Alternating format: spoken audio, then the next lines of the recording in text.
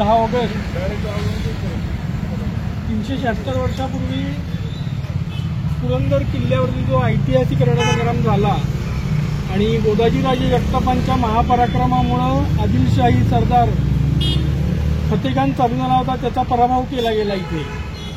वास्तविक शिवचरित्रातील अत्यंत महत्त्वाचा पण दुर्लक्षित प्रसंग आहे, पण आपल्या जगताप प्रतिष्ठानच्या वतीने दरवर्षी प्रेरणा घेऊन हा इथे साजरा केला जातो शौर्य दिन, याचा मला अभिमान वाटतो।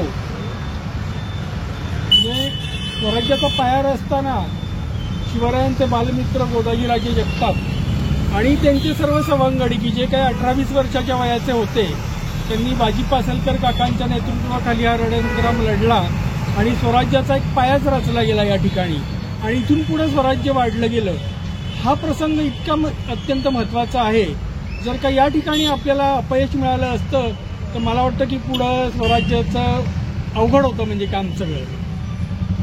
गोदाजीराजांचा पराक्रम दुर्लक्षित आहे, पण आपल्या सर्व जगताप बांधवांनी विशेषतः नंदूबापू जगताप जे गोदाजी भक्त आहेत, म्हणजे नाही बोलू द्यात मी, त्यांच्यामुळे हे होतंय दरवर्षी आणि सर्व उपस्थित राहतात आणि इथून पुढेही आपण उपस्थित राहून हा पराक्रम जनतेपुढे आणला पाहिजे। जय गोदाजीराजे, जय छत्रपती शिवाजी महाराज की जय, जय जवान, जय।